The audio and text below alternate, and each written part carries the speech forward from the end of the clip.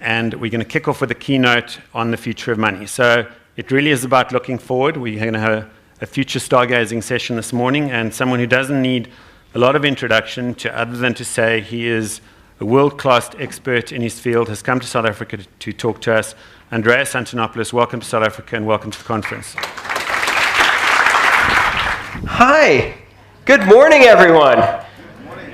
I am so excited to be here. This conference was called the Bitcoin Conference a couple of years ago, and now it's the Blockchain Conference.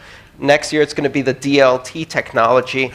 And then after that, it's going to be the database inspired by, but no longer in any way related to blockchain conference.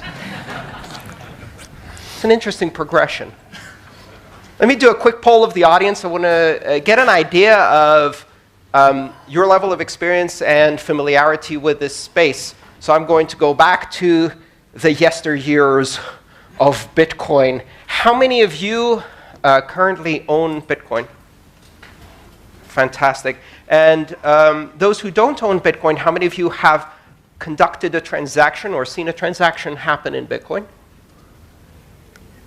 Great. And how many do not own any cryptocurrency of any type? Okay, great. How about people who are involved with Ethereum and own Ethereum? Great. Dash? Monero? Zcash? Got some interesting ones. Okay. How many own blockchain? How many have used blockchain in a transaction? Or in any way?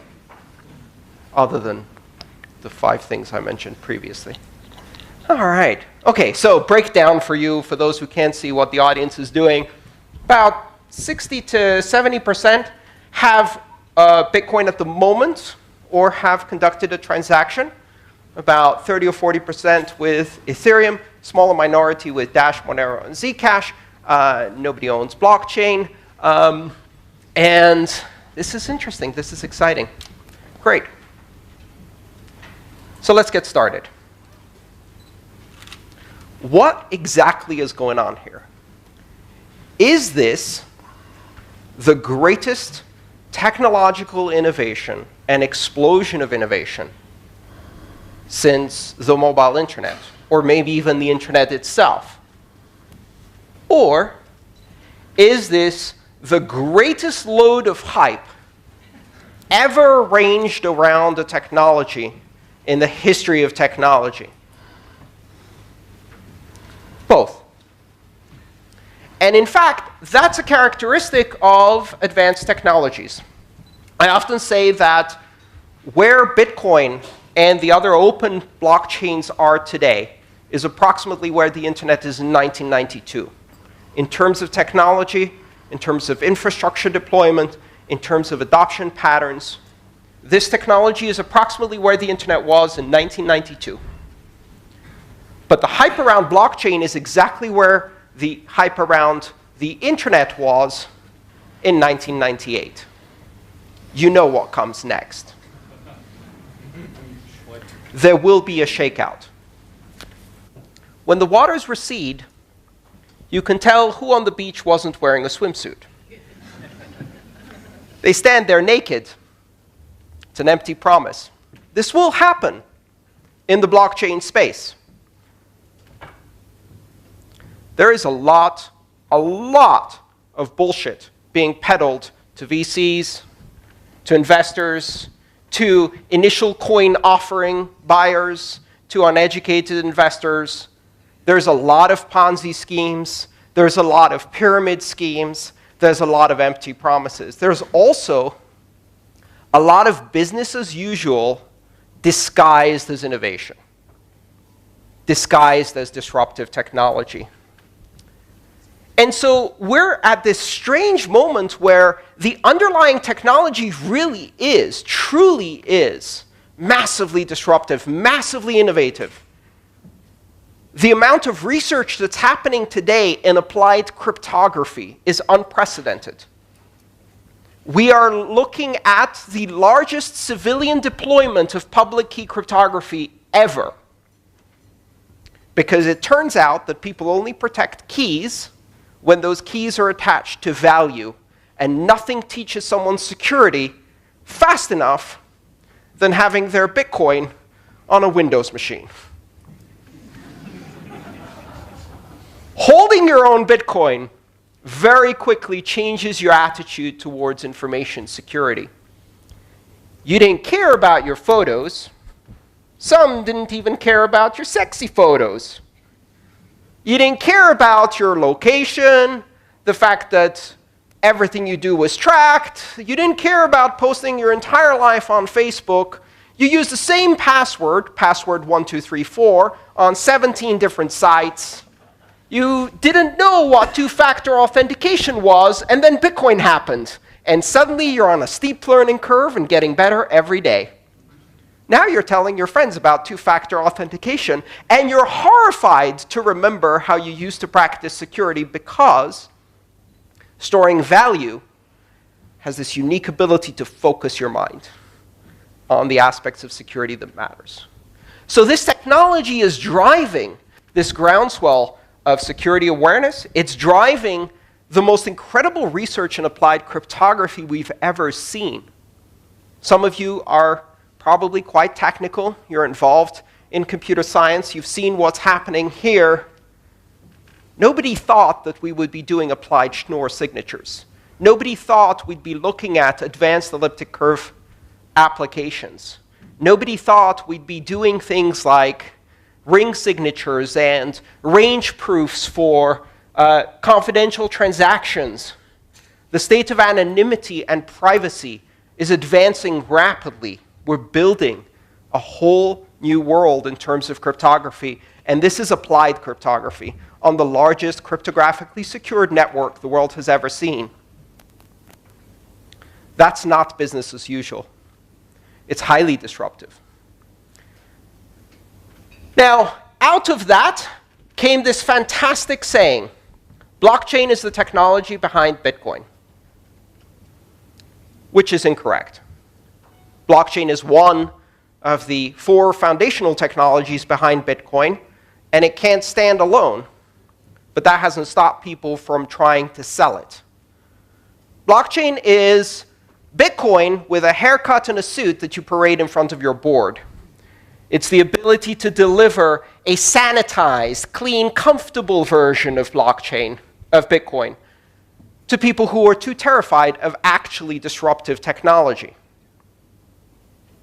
And so you get into this very strange world where the words no longer mean anything. Can you define blockchain for me? I think a few people in this room could probably define blockchain, but the real challenge would be, can you define blockchain in such a way that I can't do search and replace with the word database and still make that sentence work? Because that's the challenge. If what you're doing is a database with signatures, it's not interesting. It's boring. What is the essence of Bitcoin? It's not blockchain. The essence of Bitcoin is the ability to operate in a decentralized way without having to trust anyone. The essence of Bitcoin is to be able to use software to authoritatively, independently, without appeal to authority, verify everything yourself. You don't trust the other nodes you're talking to. You assume they're lying. You don't trust the miners. You don't trust the people creating the transactions. You don't trust anything other than the outcome of your own verification and validation. And through that, you end up trusting in something more important, the network effect. Bitcoin introduced the concept of decentralized security through computation. And this has not yet sunk in. What Bitcoin does is it allows you to replace a security model that is based around concentric circles of access and control with an institution in the center, with a security model that is inside out, open and accessible to everyone, a security model that is based on market forces and game theory. It is the first market-based security model, where a series of incentives and punishments ensure that the ultimate result is you can trust the platform itself as a neutral arbiter that is not controlled by anyone, without third parties, without intermediaries. Bitcoin revolutionizes trust. Now, it's difficult to have that conversation if you only focus on Bitcoin. And arguably, a lot of people have said, but it's not just about currency. What about the other applications? And it's not just about Bitcoin. What about the other blockchains? And so in that sense, the term blockchain means something. But only if you define it very, very narrowly. I use the qualifier open to talk about open blockchain. What I'm interested in is the applications of this technology that enable you to run a decentralized, trustless system that does not rely on anyone as an intermediary of trust. Because that is the disruption here. That is the essence of this technology. So that essence is seen in other systems. Ethereum exhibits it for the application of smart contracts. But those smart contracts only work if you don't have to trust anyone to execute the smart contract correctly. And you can only trust that that's going to happen if everyone can participate in an open manner and verify each other. If access to the underlying consensus algorithm in mining is open to everyone. And so out of these characteristics come the power of these blockchains technologies. Open. And that's the key word. Borderless. There are no borders. Transnational. This is no longer about nation states. This is about network-centric trust. Without third parties. The network is the trusted party, and only if you verify everything. Neutral. Because it isn't serving the goals of any one organization or institution. It follows the consensus rules neutrally. Everyone follows the consensus rules neutrally. Your transaction, there's no such thing as a good transaction or a bad transaction, a valuable transaction or a spam transaction, an authorized transaction or an unauthorized transaction, a legal transaction or an illegal transaction. In these systems, there is only a valid or an invalid transaction based on the consensus rules, and it doesn't matter who the sender is, who the recipient is, or what the value or asset or smart contract that's being executed is. Neutrality, radical neutrality. And, of course, censorship resistance. The ability to ensure that in order for the system to be open and borderless and transnational and neutral, it must be able to defend these properties by making it impossible for any actor or even several colluding actors from censoring, disrupting, blacklisting, restricting, seizing, freezing transactions, users, countries from participating in this network. Those are the important characteristics of these new, open, decentralized systems of trust that do not depend on institutions. So, what I'd like to equip you with is a set of criteria to understand when you are being presented with something, perhaps to invest, or to be employed, or to engage in some way. And it calls itself a blockchain, or a distributed ledger, or one of these other names that are coming out. How can you tell? Blockchain or bullshit? They both start with a B. What's the difference? If you can replace the word blockchain with database and the brochure reads the same, it's business as usual. It's not decentralized. It's not borderless, neutral, censorship-resistant, open. It reestablishes trust in intermediaries. It's just a database. And that is not disruptive. The idea that we're going to take this technology and use it to improve the operating margins of centralized institutions of trust so that they can continue business as usual, I'd say it's abhorrent, but that's a strong word. It's just boring. Really, really boring. No one got into this in order to make a few billions for a financial services clearinghouse. And if you did, I'm really sorry. That's boring. What's really exciting is the possibility of fundamentally changing the way we allocate trust on this planet, opening up the ability to collaborate, transact, engage on a global level with everyone. Simply by means of downloading an application, you can become part of a giant platform of trust that doesn't care who you are or where you came from, that doesn't require permission to participate or innovate, where a 12-year-old JavaScript programmer has the same influence as power as JP Morgan Chase. More, in fact, because they're doing open source and feeding into a community of collaboration that is creating a tsunami of innovation. Taking this technology and using it to strengthen the same centralized institutions so that they can improve their bottom line is boring. That is not what blockchain is. That's just a database.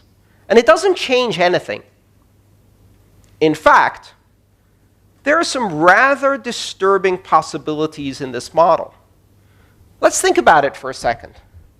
The most commonly expressed application for these new distributed ledger technologies is to replace the function of a centralized clearinghouse with a consortium of n participants, where n is 2, 3, 4, 5, 10, known, permissioned, controlled participants, who will assemble transactions and sign them rather than compete through market forces in a security model like Bitcoin. We discard currency as the underlying mechanism for building market-based security. We discard proof of work as wasteful because all it allows you to do is decentralized, secure, neutral, censorship-resistant blockchain. And we trust 5 named parties to sign transactions. At that point, they don't need to assemble these transactions in blocks. They can just sign the individual transactions. They don't need to chain them together, because absent proof of work and a system of currency incentives, rewriting that is easy. There's no immutability. So it's not a blockchain anymore, because there's no blocks and there's no chain. Now that's at a technical level, but let's look at the more important level. What do you achieve by replacing a clearinghouse with a consortium of players? You know, there's something unique a clearinghouse does. If you understand the role of a clearinghouse, one of its most important functions is that it is not a participant in the market. It has no skin in the game. The New York Stock Exchange is not an active trader. That's not an accident. That's called separation of concerns.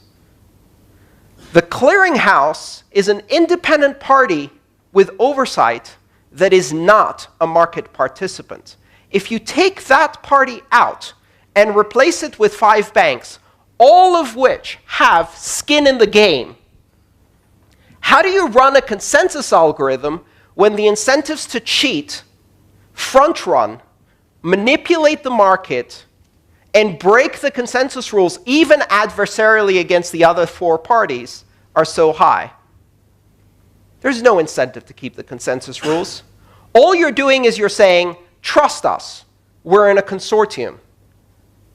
Trust us? These 5 banks? Where were you in 2008? Where were you when Libor was fixed? Where were you when the gold markets were fixed? Where were you when front-running and high-frequency trading was creating these monsters of crony capitalism? Trust us? Hell no. Removing the clearinghouse and replacing it with, what's the word? It's not consortium. Cartel, that's the word. With a cartel of the same market makers who have manipulated and compromised every market in history, and doing that in a way that closes this from transparency, that's not a recipe for efficiency, immutability, security, transparency. That's not a blockchain. That's a bullshit. It's a very profitable bullshit. It requires you to have confidence in the game. A con game, as it's known.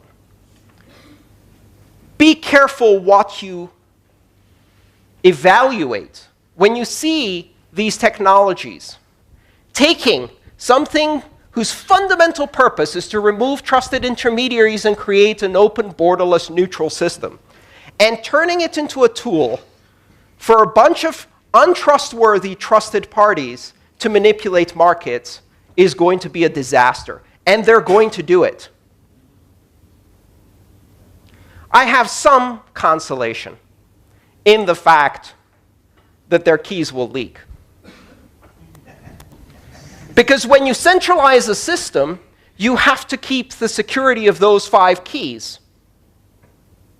And none of them have ever managed to do that.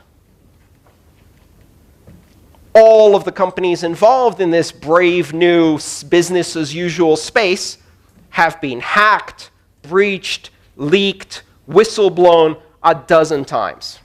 They can't keep information secure. No one can. The whole point of a decentralized blockchain is you don't keep the information secure. You spread it out so thin, there's no place to attack it directly.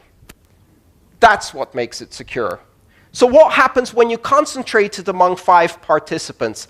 I can't wait until the anonymous WikiLeaks collaborative dump of the titans of Wall Street and their ledger of every transaction they've ever done. I can't wait. It's going to be so much fun, and it is going to happen. You cannot secure these things. So, does that mean there's nothing there? No. Again, we go back to the other side. There is an incredibly promising technology. And that technology is based on an architecture of openness. People are examining this market, and they're grasping and reaching out in darkness. When you have a brand new disruptive technology, you can't see the margins. It's like stumbling around a dark room. Somewhere in there is a billion-dollar company. Somewhere in there is an opportunity. And you have to figure out what market exists that will create opportunity, that will change the world, that will have an impact on humanity. Entrepreneurs look at other people's problems and see them as opportunities. When journalists in 1997 were writing about the imminent failure of the internet because of the impossibility of finding anything, Larry Page and Sergey Brin were finding stuff and building a multi-billion-dollar empire on solving the unsolvable problem of search. There are seemingly unsolvable problems in the open, decentralized, public, transparent, neutral, censorship-resistant, global, trustless network platform that is the blockchain. And these other blockchains, Bitcoin, Ethereum, and the many other systems that are gradually trying to find their niche. Where are those markets? There are 3 elements to success in this industry. The first one is identifying a viable market. right? You've got to stumble in the dark and find something useful. And very often, the people stumbling in the dark, they don't find anything useful, right? In 1997, Petco was building an online commerce empire for pet supplies. It was too early. The market didn't exist. Webvan, was delivering groceries to homes in San Francisco. Failed miserably. Was that the right market? Maybe. But it was the wrong time. So that's the second important element, right? Timing. You can identify something that at some point will be enormous, but you're off by a decade. And then the most important factor, sequencing, the prerequisites. Why did Facebook not happen in 1992? You didn't have enough density of adoption. You didn't have mobile devices that were permanently connected. You didn't even have home-based internet that was permanently on. You didn't have a dense social network in order to engage with the people you knew, because the people you knew barely had email or didn't have email, right? So you can't build a system of complexity that depends on many-to-many interaction with high density when you're still doing applications that are one-to-one with low density, right? It's like trying to fuse hydrogen directly into carbon. Can't do that. You've got helium, lithium, beryllium. You've got a long way to go. Keep smashing things together before you get enough density that you can start doing interesting things in organic chemistry, right? To use an example from science. Bottom line is, you can't do advanced real estate title applications, voting on the blockchain, retail markets. You can't do consumer-to-consumer dense markets. You can't do points of sale retail with these systems yet. You can't do most of the things yet that might be very interesting markets. And the reason you can't do them is because there's not enough liquidity, there's not enough users, there's not enough adoption, the user interfaces are terrible, the applications are still at their infant stage. That doesn't mean these things can't happen. It just means they're not happening this year. We're going to see this play out.